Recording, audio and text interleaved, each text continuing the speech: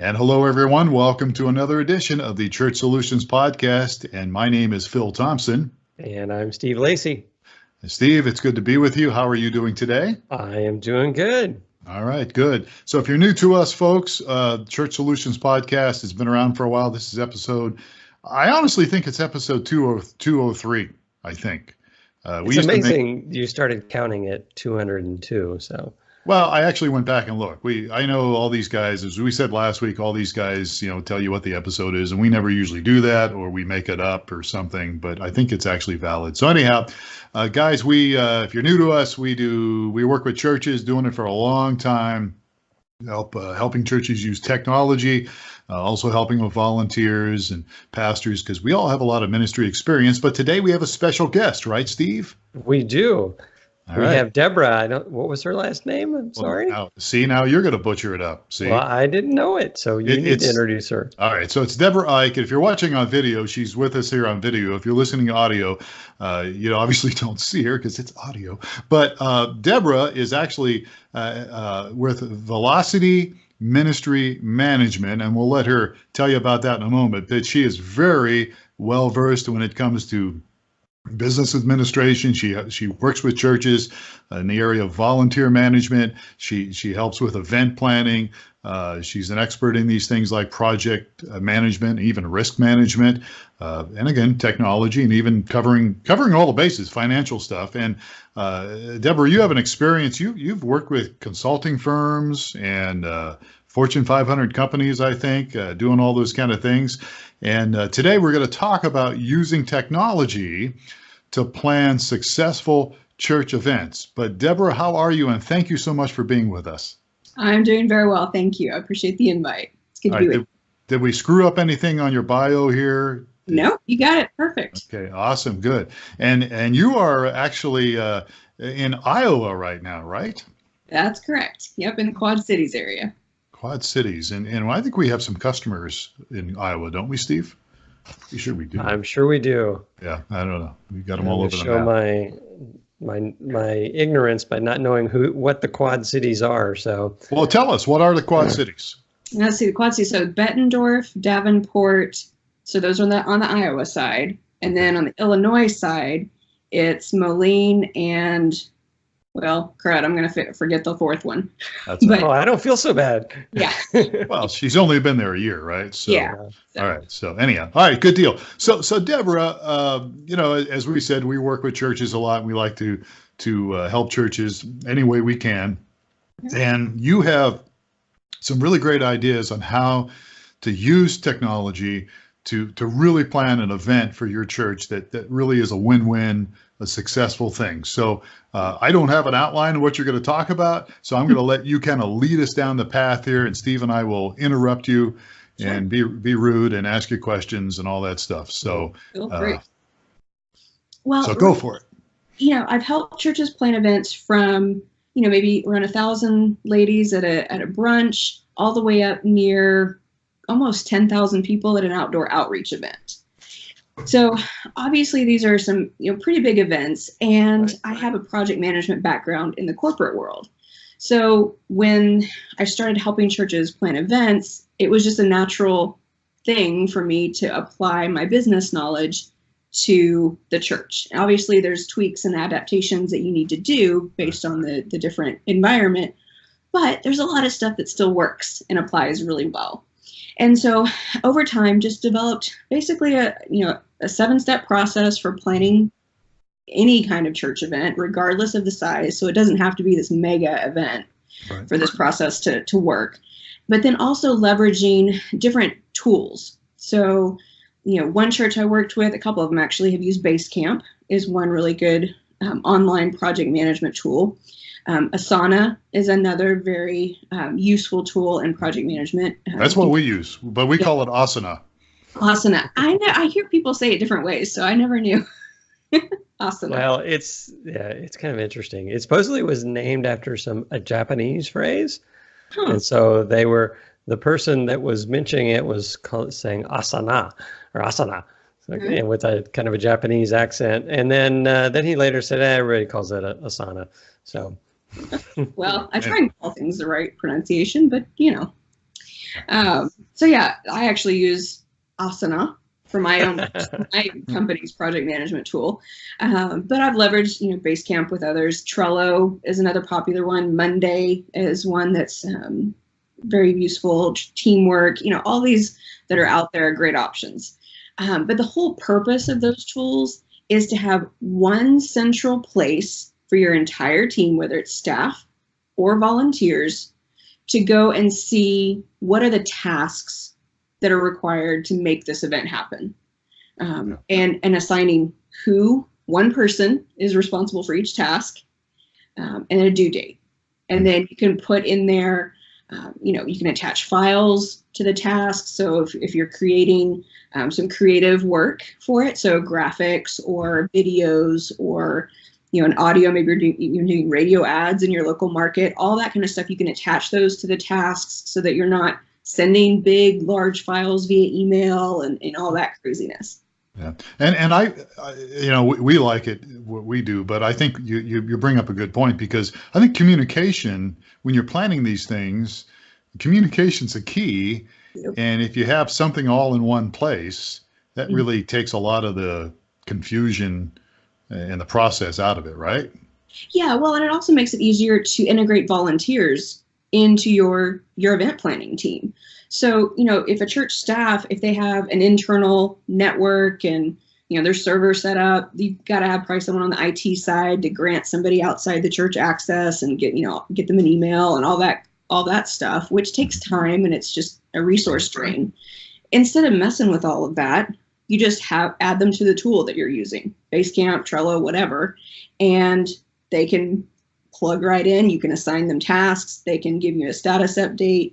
They can mark it complete or tell you if they've got a comment or a question about the task. Maybe they need something clarified, all that kind of stuff, without having to, have a high tech overhead for your IT department at your church, which typically isn't huge, right? So trying to keep that cost and their time leveraged well, because there's plenty of work to go around. So trying to keep things simple. Yeah. So let me just throw something at you here. Let's just say, just to get a feel for what's involved with event planning, because I've never done event planning. Let's say I want to do a community outreach for my church for the 4th of July. Mm-hmm. And right now it's mid-May. And so let's say I want to invite my community and, I don't know, have a big carnival or something at the church where there's food and stuff for the kids, jumping castles and all that sort of thing. What, where do I start? And am I already too late? Am I going to make it? Give me kind of walk me through what a proper event planning process might look like. Well, in an ideal situation, you would plan your yearly calendar for your church. You'd plan it 12 months out. And again, I'm talking ideal, so I'm not ignorant. I know this doesn't always happen. Okay? But in an ideal situation, you would plan all of your big events, all events period, with a year out, at least putting them on the calendar. So everyone knows, hey, in July, we want to do this outreach event, right? And then you would really start putting together a project plan, an event plan for that 4 to 6 months ahead of time. Okay. Wow. Okay. Yeah. And it depends on the scale of the event, right? Okay, if you're going to do a big community event and you've got you want to rent out a park and do the big bouncy castles and have a bunch of food trucks and, all these different activities at the event, it's going to take time to contact all those potential vendors, to arrange for the contracts, to check with your church insurance company to make sure you're covered if somebody gets hurt on the bouncy castle. All of those details, those take time to flesh out and to execute. So do I pick someone? I say, Deborah, you're going to be in charge of this event, or Deborah may be in charge of all events. If I have the luxury at my church, actually, Phil, just a little inside scoop, our former associate pastor moved to Texas and took a job on staff in Texas. I just found out this week that his wife just joined the church as their event planner. Oh. So, yeah, good for her. Yeah. Well, Yeah. and All the churches that have one central event coordinator. And so that person oversees all events. And then they might have, because a lot of churches do events by department. So you might have a kids ministry event, a women's event, men's event, stuff like that. So you might have one person within each ministry department who oversees events that are their ministry area specific. And then you have someone from an overarching standpoint that oversees the all church events, the church-wide events. And I assume you would have some pro in the church staff that didn't know I was supposed to start 6 months ago on the children's event. It's 2 weeks. Isn't that enough time? Yeah. So I guess I mean, it isn't impossible, because I've helped pull off events in a lot shorter time frame than that. Okay. But talking ideal versus what might be reality. Right.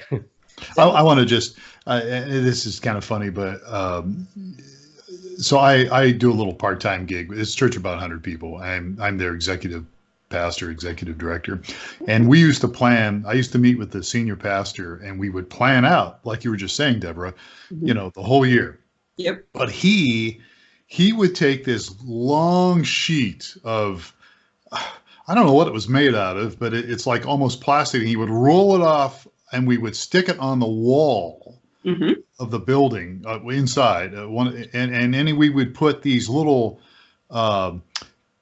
Paste-it notes, little yellow deals, and so it was like a long calendar. I mean, it was long. I mean, it was like 7 feet long at least, maybe 8. And we would go through this silly process. And I would say to him every year, you do know this is the 2018, I mean, this is not 1984 anymore. I mean, we actually have computers that can set this up and do this. And we went through this process for like 3 years, and it took us like 16 hours. I kid you not. And finally, the last year or two, I've done it, and I've used Asana. It's like it got done in a record amount of time. Yeah, and sometimes just to get people to brainstorm and to do the big picture thinking, a lot of people are super visual, and so the big whiteboard process can work for that. Like if you're getting your executive team or your church leadership team together, and you're going to say, okay, let's talk about the next 12 months and all the events that we want to do. And so everyone's kind of throwing stuff on the wall, so to speak, to see if it'll stick. That can definitely work and be super efficient. But at some point, you got to get it in the technology just to memorialize it, to say this is official and approved and all that good stuff. And then, be able to actually take action on it. Yeah. Get the details there. My former life, I worked in I guess a related area. We were doing, we were program management for large defense contract projects. Okay. So big time, big projects. And Phil, I'm the computer geek guy, and so I'm driving everybody towards these, electronic automated solutions. But 9 times out of 10, it was just really helpful to get the stickies and throw them on the wall and have everybody nod and kind of see, like, what are we doing this for? But it was the visual part of it, and that, everybody can grab a sticky and go. They didn't have to steal the mouse from somebody, no, put that task on this date, So anyway, I can relate. And I get it, but they do have big screens now, so you can project something on a big screen. I actually but anyhow, set a planning room up that had 3 screens next to each other. Oh my gosh! That would spread across the whole room. It was quite the setup. But anyway, go ahead. So I've successfully gotten you off track, Deborah. Yes, sorry. Go ahead. No worries.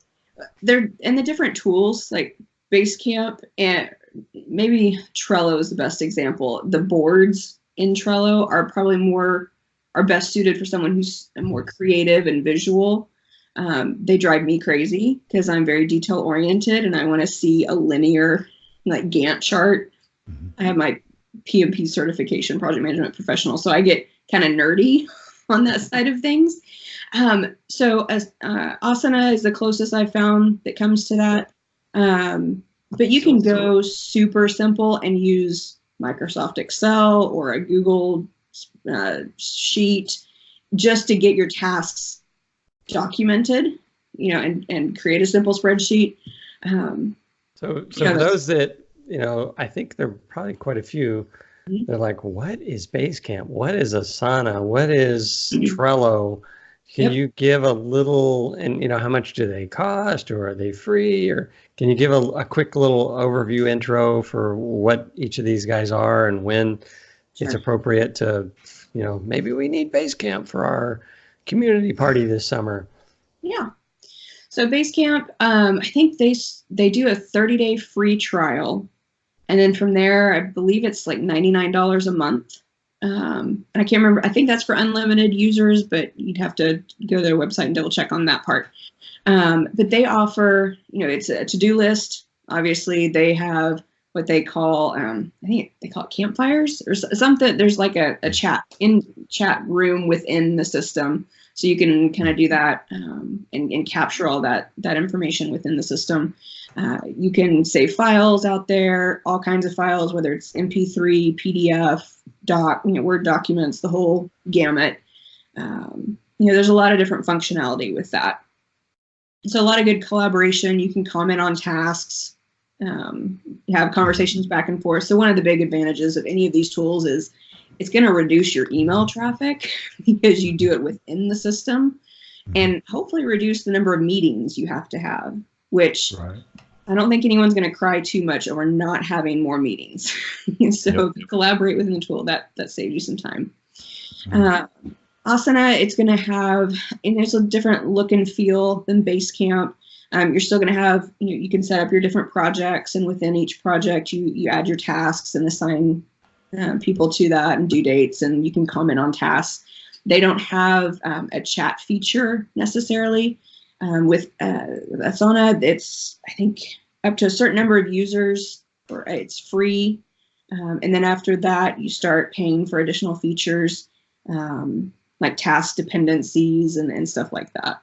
Yeah, I think the user number is 30. It's pretty high before you have to pay for it. Yeah, I can't remember. Teamwork is another one. Trello has the different boards. Teamwork is a lot more in depth. Probably, and I think it's a little bit more expensive than the others as well, but it's super flexible. It's got a lot of different features. So that's something that, depending on the size of your church and the complexity of your events, it's always something to look into. But yeah, there's a lot of different. So for just quick question. Sure. Let's say you're our event coordinator for our church, and you do this your full-time year-round thing, and you say, we're going to use, I don't know, pick one that I don't know anything about, Basecamp for everything.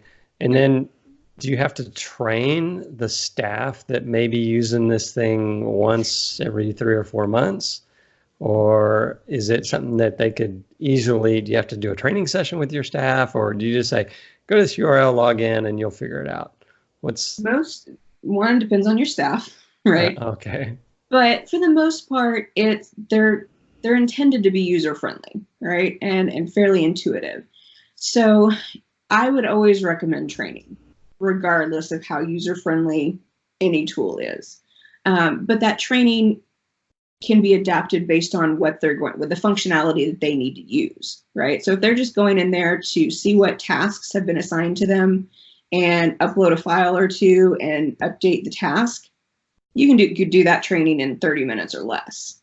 Mm-hmm. If they're going to take advantage of some of the more advanced features, or if you have a couple of people that are kind of administrative level or administrator level within the tool, then yeah, that training would probably take a little bit longer. But most of these tools also have online training videos that you can take advantage of as well. So I would still recommend doing a custom one for your folks, just to make sure they know how to use it.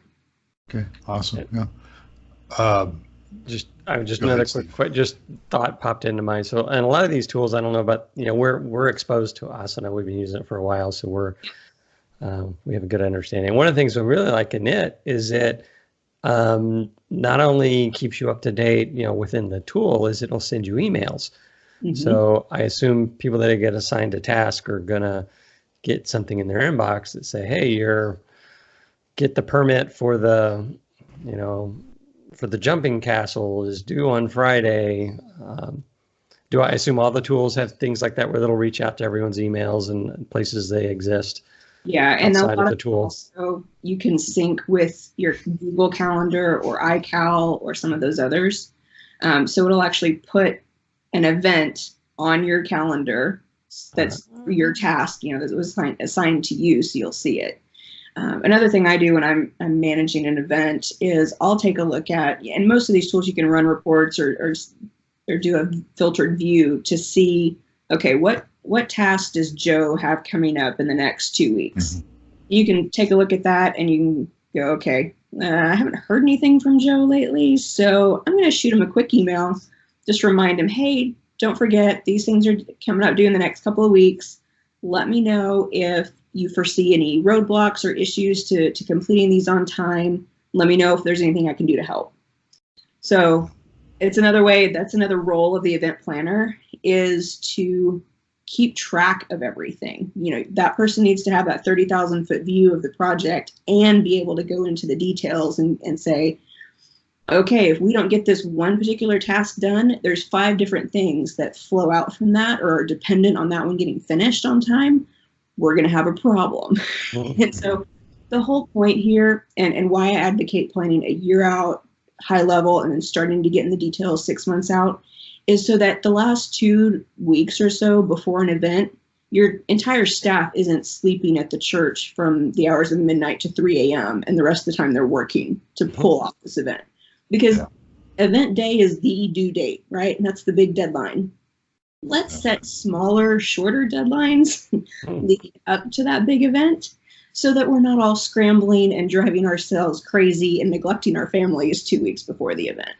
Yeah, so that's good. That's the purpose. And you're going to pull something off that's a lot more successful. It's going to have a greater impact because it's easy to let something fall through the cracks or forget about something when you're in last minute chaos mode.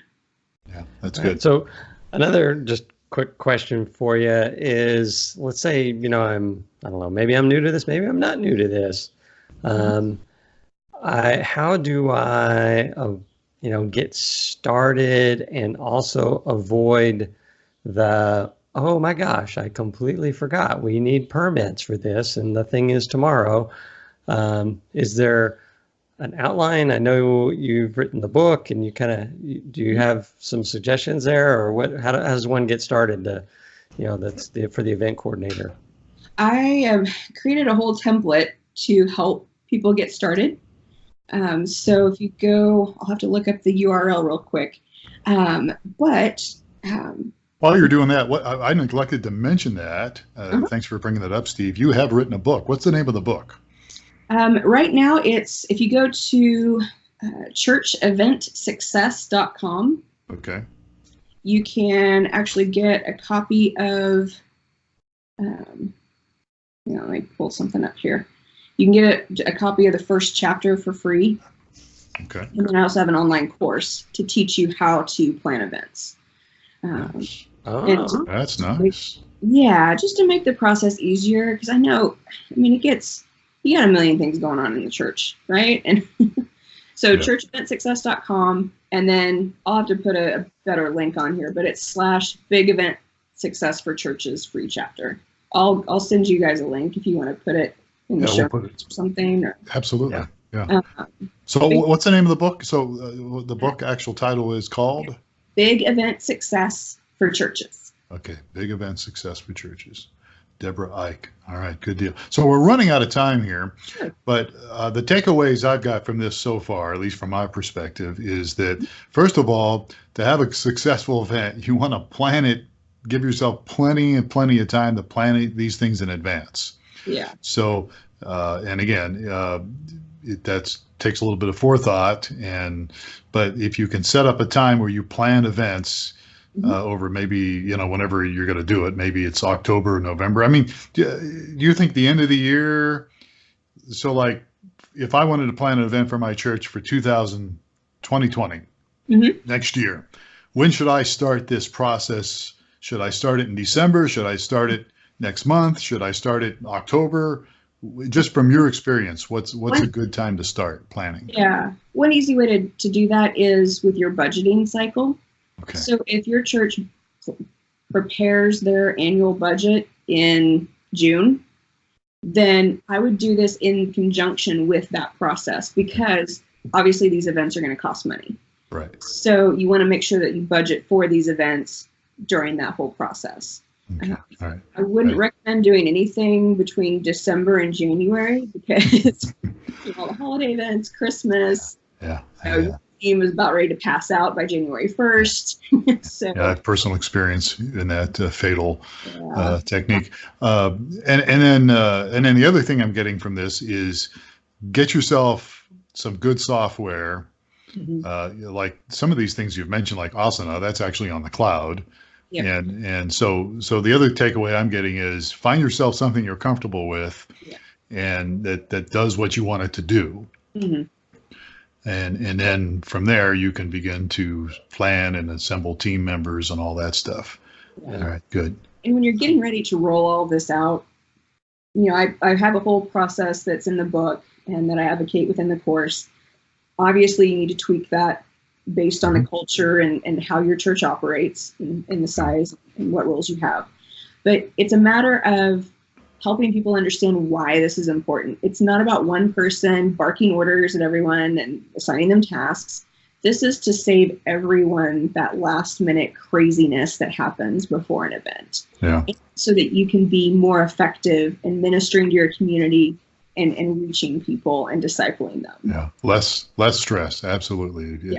And just I have a little small group. My church has a small group, and speaking of events, I think events are important, especially events for the outside. We talk a lot here about helping churches reach more people, whether streaming video or other things. But I had a gal in my group last night asking me, is anything going on 4th of July? And we didn't plan anything for the 4th of July this year. We just didn't do it. And I said, no, we didn't do it. I'm not sure we should be doing that. She goes, well, that's the whole reason I started coming to your church. I came to your 4th of July event 2 years ago, and I loved it. And I've been coming ever since. And I thought, okay. And it just reinforced to me the importance of having events. Obviously not a ton of events where you're wearing yourself out, but certain key events to attract people from the outside, the unchurched.